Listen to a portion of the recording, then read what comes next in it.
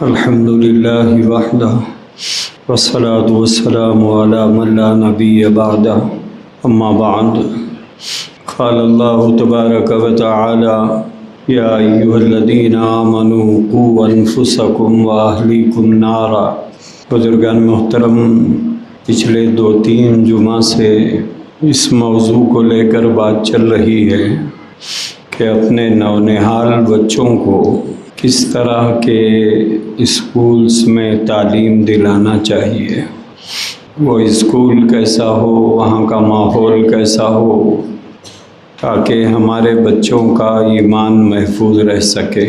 دوسری بات میں نے پچھلے جمعہ میں بتائی تھی، تعلیم کے ساتھ ساتھ اولاد کی تربیت ضروری ہے۔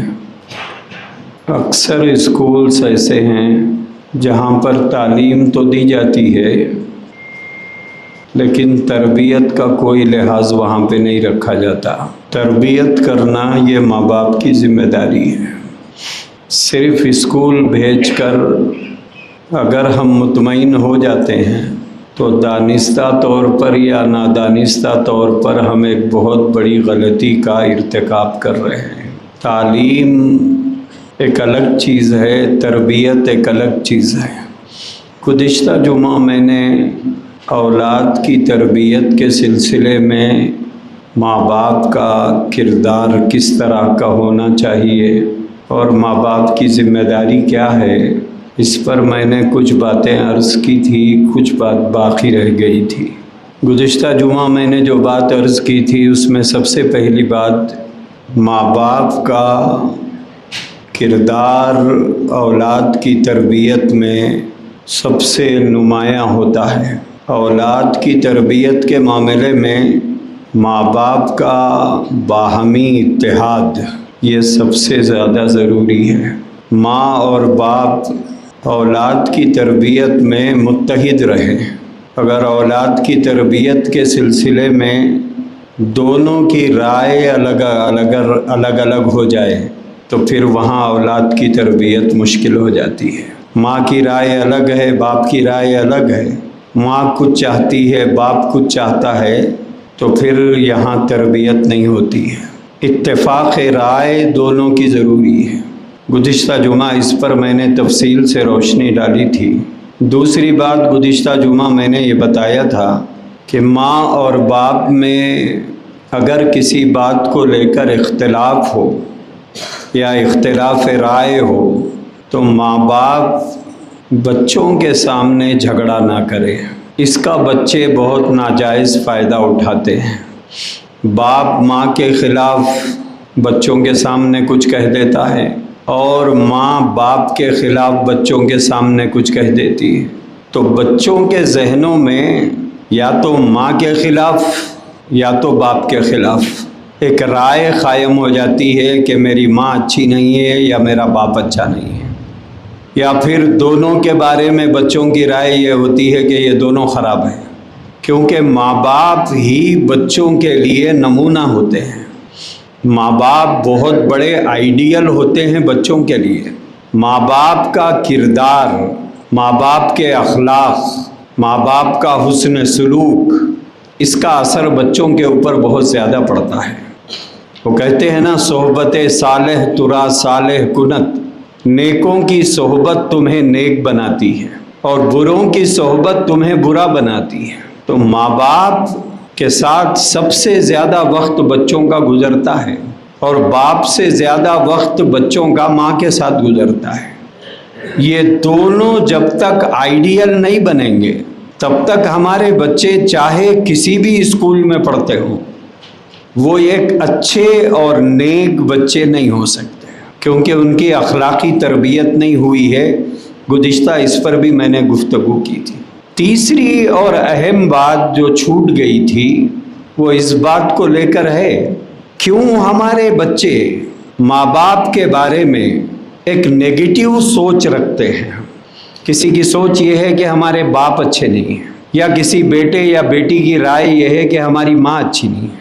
یا تو باپ کے بارے میں ذہن خراب ہے یا ماں کے بارے میں ذہن خراب ہے، یا پھر دونوں کے بارے میں ذہن خراب ہے۔ اس میں ایک بنیادی 2 وجہ جو میں نے ابتدا میں بتائی تھی وہ تو ہے، لیکن تیسری اور اہم بنیادی بات یہ ہے، یا تو بچے ماں کے فیور میں ہوتے ہیں یا بچے باپ کے فیور میں ہوتے ہیں۔ بعض بچے کہتے ہیں کہ ہمارا باپ اچھا ہے، ہماری ماں اچھی نہیں ہے، یا بعض بچے کہتے ہیں ہماری ماں اچھی ہے، ہمارا باپ اچھا نہیں ہے۔ کیا وجہ ہے اس کی؟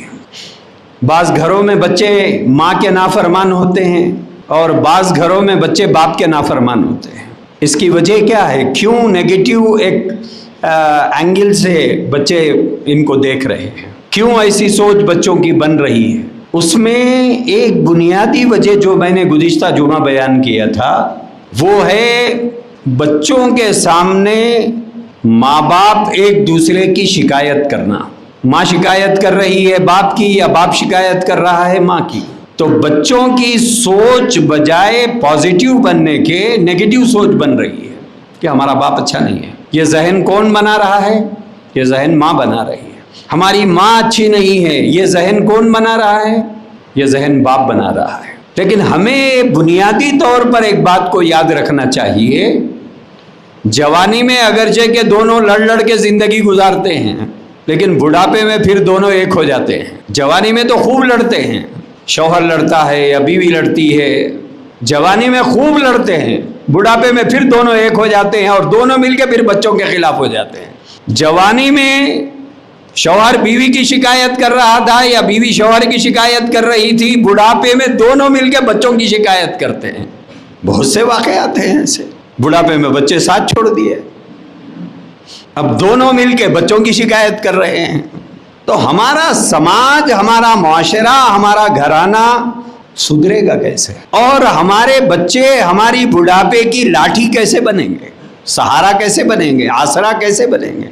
2 باتیں اس سلسلے میں یاد رکھیے۔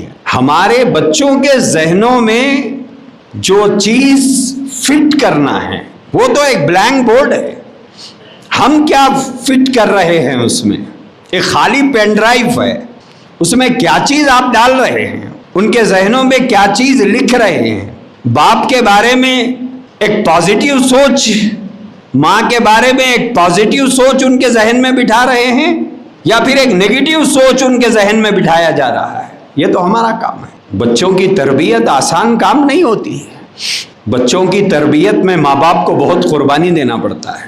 گزشتہ جمعہ جو بات میں بتانا چاہتا تھا، وقت زیادہ ہو گیا تھا تو میں نے چھوڑ دیا تھا، وہ ہے باپ دھوپ میں تپتا ہے اور ماں چولہے کی گرمی میں تپتی ہے، تب جا کر اولاد بڑی ہوتی ہے۔ کردار تو دونوں کا ہے، باپ پسینہ بہاتا ہے پھر کمائی لا کر بچوں پہ خرچ کرتا ہے، اور ماں چولہے کی گرمی میں تپ کر اپنی اولاد کے لیے کھانا پکاتی ہے۔ قربانیاں دونوں کی ہے، ماں کی بھی ہے باپ کی بھی ہے، لیکن دیکھنے میں یہ آتا ہے کریڈٹ دونوں میں سے کوئی ایک لینا چاہتا ہے۔ باپ یہ سمجھتا ہے کہ گھر میری وجہ سے چل رہا ہے، اور ماں یہ سمجھتی ہے کہ گھر سمسار میری وجہ سے چل رہا ہے۔ حالانکہ دونوں کی وجہ سے چلتا ہے، اکیلے سے نہیں چلتا ہے۔ اگر باپ کما کر نہ لائے تو بچے کھائیں گے کیا؟ اگر ماں پکائے نہ تو بچے کیا کھائیں گے؟ کردار تو دونوں کا ہے۔ تو اولاد کی تربیت کے معاملے میں جو چیز اہم اور بنیادی ہے اسے یاد رکھیے، وہ ہے کہ ماں باپ کے پیٹھ پیچھے باپ کی محنتوں، مشقتوں، قربانیوں کا تذکرہ اولاد کے سامنے کرے کہ تمہارا باپ کیا تکلیف اٹھاتا ہے، کیا محنت کرتا ہے، کیا مشقت اٹھاتا ہے، ایک صبح کو گھر سے نکلتا ہے اور رات دیر گئے تک کیا محنت کرتا ہے۔ کوئی ترکاری کی بنڈی پر کھڑا ہوا، پورا سورج اس کے سر پہ سے گزر رہا ہے اور وہ کھڑا ہو تپ رہا ہے۔ کوئی آٹو لے کر گلی گلی گھوم رہا ہے اور کما رہا ہے۔ کوئی مزدوری کر رہا ہے، کوئی کسی دکان میں نوکر اور ملازم ہے، صبح سے شام تک دکان کے مالک کی جانب سے نہ جانے کتنی کڑوی کسیلی باتیں سننا پڑتا ہے۔ شام کو تھکا ہارا وہ باپ گھر لوٹتا ہے۔ یہ ماں کی ذمہ داری ہوتی ہے کہ باپ کی محنت اور مشقت کے بارے میں اور اس کی جانب سے اٹھائی جانے والی تکلیفوں کا احساس اولاد کو دلائے، تب باپ کی عظمت اولاد کے دل میں بیٹھے گی، باپ کا مقام اسے سمجھ میں آئے گا، باپ کا مرتبہ اسے سمجھ میں آئے گا۔ کہ ہمارا باپ کیا مشقتیں اٹھاتا ہے، کیا تکلیفیں اٹھا کے ہماری پرورش کر رہا ہے، کیا مصیبتوں سے صبح سے شام تک گزرتا ہے وہ. تو کسی نے لکھا ہے بازار میں 50 دکانوں کے سامنے سے گزرنے والا شخص صرف ہر چیز کو دیکھتے ہوئے گزر جاتا ہے، لیتا کچھ نہیں ہے. تو اسے بخیل نہیں کہتے، اسے باپ کہتے ہیں. وہ بخیل نہیں ہے، دل تو اس کا بھی چاہتا ہے کہ یہ کھا لوں، یہ لے لوں، یہ پہن لوں، دل تو اس کا بھی چاہتا ہے، لیکن حالات اسے اجازت نہیں دیتے ہیں. گھر میں یہ ضرورت ہے، بچے کی یہ ضرورت ہے، بیٹی کی یہ ضرورت ہے، بیوی کی یہ ضرورت ہے، میرے بوڑھے ماں باپ کی یہ ضرورت ہے. اگر میں کھا لوں یا میں خرید لوں یا میں پہن لوں تو پھر بچوں کے فیس کا کیا ہوگا، بچوں کی کتابوں کا کیا ہوگا، بچوں کے ایگزام فیس کا کیا ہوگا. خالی ہاتھ بازار سے گزر جانے والا اور کچھ نہ کھانے والا، کچھ نہ پینے والا، کچھ نہ خریدنے والا بخیل نہیں ہوتا ہے، باپ ہوتا ہے.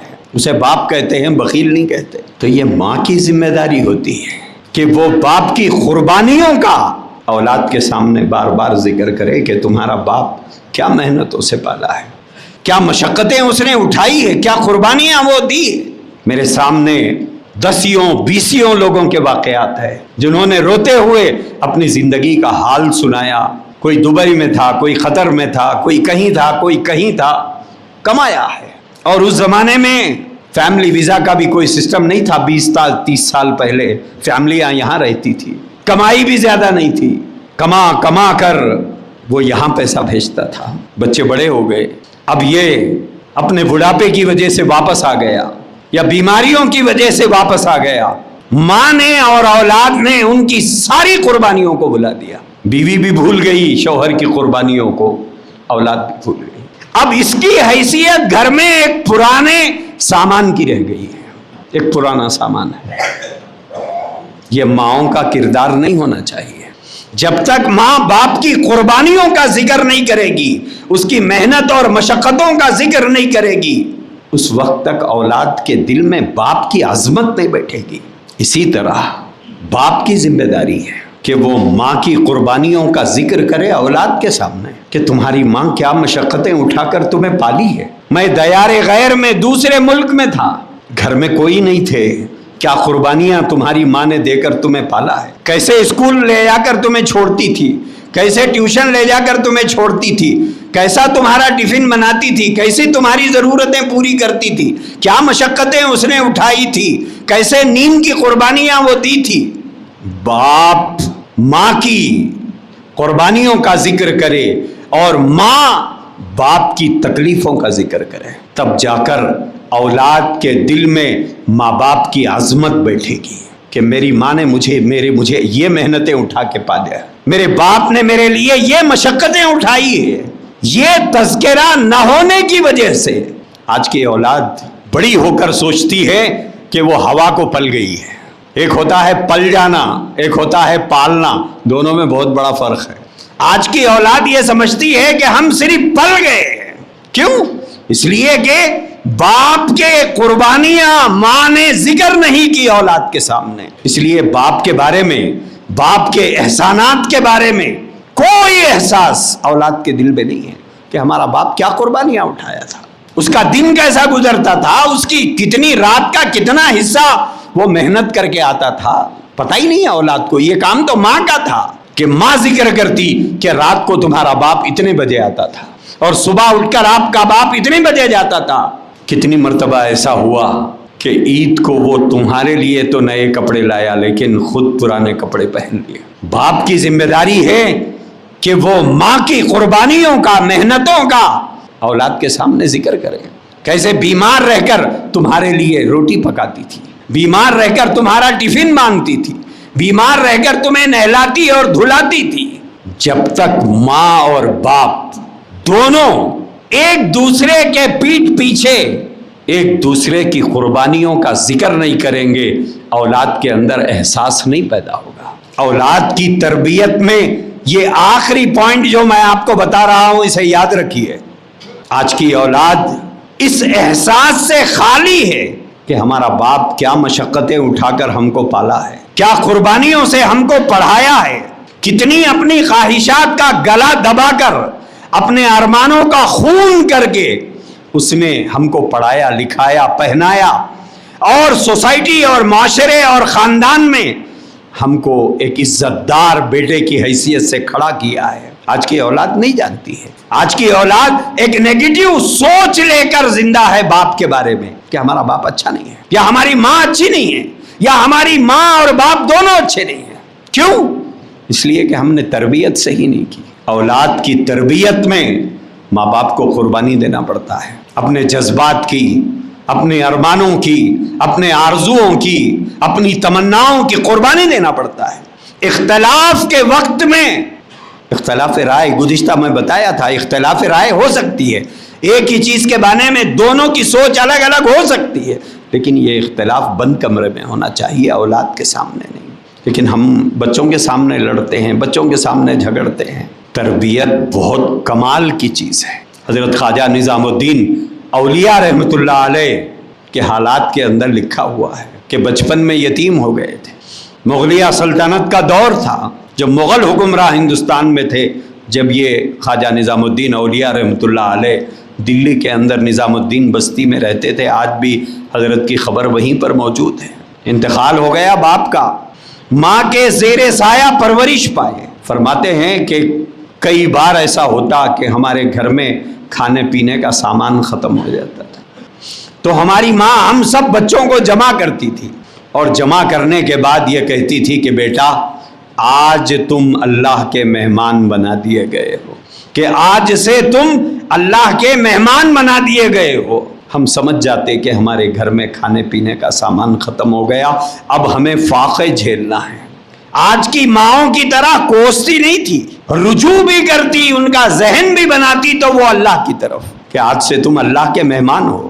باپ نہیں تھا تو دادا کو نہیں کوستی تھی، باپ نہیں تھا تو چچا کو نہیں کوستی تھی، باپ نہیں تھا تو مالدار پھوپھیوں کا ذکر نہیں کرتی تھی۔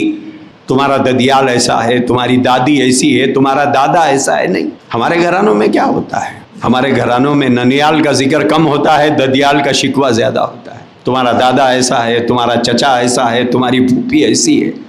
کیسا ذہن بناتے ہیں ہم بچوں کا؟ باپ نانا نانی کو، خالہ اور ماموں کو کوستا ہے، اور ماں دادا دادی کو، چچا اور پھوپھی کو کوستی ہے۔ یہ ان کے خلاف بولتی ہے، وہ ان کے خلاف بولتے ہیں، بچے بولتے ہیں پورا خاندان ہی ایسا ہے، کوئی بھی اچھے نہیں ہے۔ یہ ہے ہماری تربیت۔ اور وہاں حضرت خواجہ نظام الدین اولیاء رحمۃ اللہ علیہ کی والدہ اپنے یتیم بچوں کو بلا کر یہ کہتی ہے کہ بیٹا آج سے تم اللہ کے مہمان بنا دیے گئے ہو۔ حضرت فرماتے ہیں کہ ہم سمجھ جایا کرتے تھے کہ ہمارا گھر فاقوں کی زد میں آ گیا، کھانے پینے کا کوئی سامان نہیں ہے۔ تو دوستو، اولاد کی تربیت کا سلیقہ سب سے پہلے ماں باپ کو سیکھنا چاہیے۔ ایک عمر گزر گئی ساتھ رہتے رہتے۔ گزشتہ جمعہ بھی میں نے کہا تھا کہ اپنے جیون ساتھی کو اس کے اندر پائی جانے والی خرابیوں کے ساتھ ایکسپٹ کرو۔ فرشتہ کوئی نہیں ہے۔ یہ الگ بات ہے کہ ہم بیوی کو خراب اور اپنے کو فرشتہ سمجھتے ہیں، یا بیوی اپنے کو نیک اور شوہر کو شیطان سمجھتی ہے، لیکن قصور دونوں میں ہے، غلطیاں دونوں میں ہیں، کمیاں دونوں میں ہیں، خرابیاں دونوں میں ہیں۔ اپنے جیون ساتھی کو اس کے اندر پائی جانے والی کمیوں کے ساتھ ایکسپٹ کرو، قبول کرو، پھر اولاد کے لیے ہم نمونہ بن سکتے ہیں۔ آج ہمارے بچوں کی تربیت اچھی نہیں ہے۔ بازاروں میں ہماری قوم اور ہماری قوم کے بچے، ہماری قوم کی بچیاں، ہمارے کالج میں پڑھنے والے نوجوان، ہماری کالج میں پڑھنے والی بیٹیوں کی جو صورتحال ہے، اور سوشل میڈیا کے اوپر ہمارے بچے جو چیزیں ڈال رہے ہیں اور جو بچیاں ہماری ڈال رہی ہے، یہ اولاد ماں باپ کی تربیت پر دوسروں کو انگلی اٹھانے کا موقع دے رہی ہے کہ کیسے پالا ہے ان کے ماں باپ نے انہیں۔ نوجوانوں، یہ بات یاد رکھو، آپ کی غلطی آپ کی ماں باپ کی تربیت پر انگلی اٹھانے کا دوسرے کو موقع دے گی۔ تو آخری بات جو مجھے اس بارے میں عرض کرنا تھا وہ یہی تھا، ماں کی قربانیوں کا باپ ذکر کرے، باپ کی محنتوں کا، مشقتوں کا ماں ذکر کرے، تاکہ اولاد کے دل میں باپ کی زبان سے سن کر ماں کی عظمت بیٹھے، اور ماں کی زبان سے سن کر باپ کی قدر اور اس کی عزت ان کی نگاہوں میں بڑھ جائے کہ ہمارا باپ کیا محنت کرتا ہے۔ تب جا کر ہمارے گھر کے آنگن میں پلنے والے، ہماری آغوش میں پلنے والے بچوں کی نگاہوں میں ماں باپ کی قدر بیٹھتی ہے کہ ہمارا باپ کیا محنت اٹھایا، کیا مشقت اٹھایا، کیا قربانیاں اٹھایا۔ وہ احساس پیدا ہوگا۔ آج ہمارے گھروں میں یہ احساس نہیں پیدا کیا جا رہا ہے۔ دادا کی زبان پہ ماں کی شکایت، دادی کی زبان پہ ماں کا شکوہ، باپ کی زبان پر ماں خراب، پھوپھی کی زبان میں ماں خراب، سارا ددیال ماں کے خلاف۔ بچے ننیال میں جاتے ہیں، تمہارا دادا ایسا، تمہاری دادی ایسی، تمہاری پھوپھی ایسی، تمہاری تائی ایسی۔ تختہ مشق بن گئے ہیں ہمارے بچے۔ ادھر جاتے ہیں تو ماں کے خلاف، ادھر جاتے ہیں تو باپ کے خلاف، ادھر جاتے ہیں تو ننیال کے خلاف، ادھر جاتے ہیں تو ددیال کے خلاف۔ اب ہمارے بچوں کے دلوں میں خاندان والوں کی عزت کہاں رہے گی؟ ان کے ذہنوں میں تو بیٹھا ہوا ہے ہمارا دادا ہماری دادی کا دشمن، ہماری دادی ہماری ماں کی دشمن، ہماری پھوپھی ہماری ماں کی دشمن، ہمارے نانا ہمارے بابا کے خلاف، ہمارے ماموں ہمارے باپ کے خلاف۔ یہی تو بچوں کے ذہنوں میں بیٹھے گا۔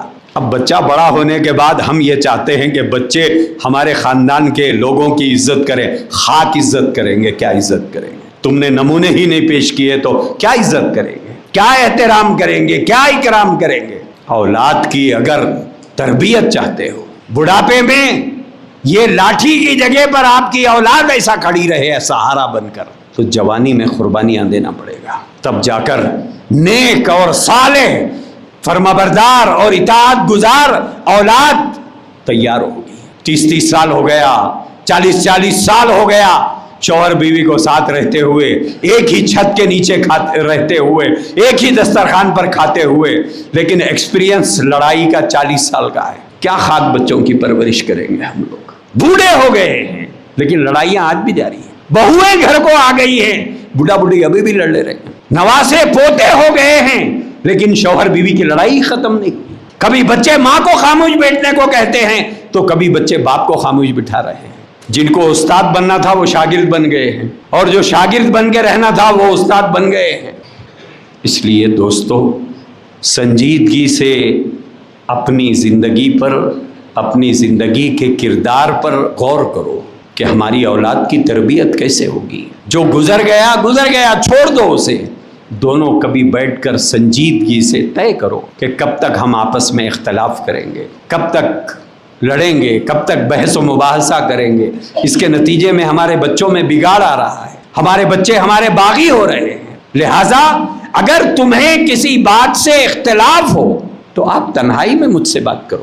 اگر مجھے کسی بات کو لے کر ناراضگی ہے تو میں اکیلے میں تم کو بتاؤں گا۔ اما جان حضرت عائشہ رضی اللہ تعالیٰ عنہا سے اللہ کے نبی علیہ الصلاۃ والسلام نے ایک مرتبہ فرمایا تھا کہ عائشہ، جب تم مجھ سے خوش رہتی ہو تو میں پہچان لیتا ہوں، اور جب تم کسی بات پر مجھ سے ناراض ہوتی ہو تو بھی میں پہچان لیتا ہوں۔ دیکھیے، یہاں پر ایک شوہر بیوی کا رشتہ ہے، ایک نبی اور امتی کا رشتہ بھی ہے۔ حضور نبی ہیں، دوسرے اینگل سے دیکھیں تو حضرت عائشہ رضی اللہ تعالیٰ عنہا امتی ہے، پھر دوسرے اینگل سے دیکھیں تو حضور شوہر ہیں اور اما جان بیوی ہیں۔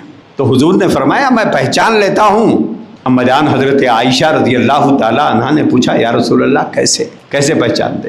تو اما جان حضرت عائشہ رضی اللہ تعالیٰ عنہا نے فرمایا، حضور علیہ الصلاۃ والسلام نے فرمایا، جب تم مجھ سے خوش رہتی ہو اور کسی بات پر قسم کھانے کی ضرورت پڑتی ہو تو اس وقت میں آپ کہتی ہو کہ رب محمد کی قسم۔ اب رب محمد کی قسم کہہ کے وہ اپنی بات پیش کرتی تھی تو میں جان لیتا کہ تم مجھ سے بڑی خوش ہو۔ اور جب کسی بات کو لے کر کوئی ناراضگی پائی جاتی اور اسی دوران کوئی بات قسم کھا کر اما جان پیش کرتی تھی تو اس وقت میں کہتی تھی رب ابراہیم کی قسم۔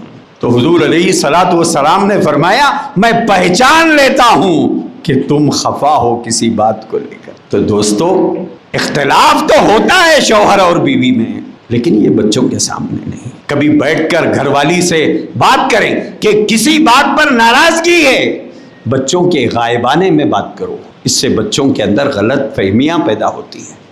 اختلاف کرو مجھ سے، یا کسی بات پر ناراضگی ہے ذکر کرو مجھ سے، لیکن بچوں کے سامنے نہیں۔ اور آپ کو ناراضگی ہے تنہائی میں بیوی کے سامنے اپنی ناراضگی کا اظہار کرو، لیکن بچوں کے سامنے بول رہے بیوقوف ہے تو، تیرے کو عقل نہیں ہے۔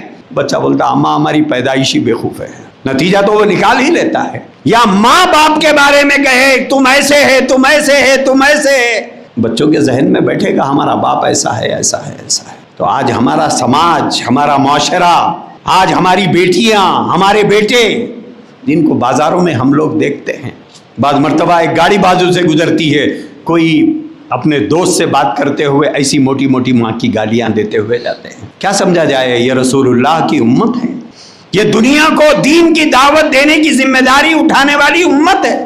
ان کے اخلاق، ان کے کردار، ان کے کیریکٹر کو دیکھ کر کون مسلمان ہوگا؟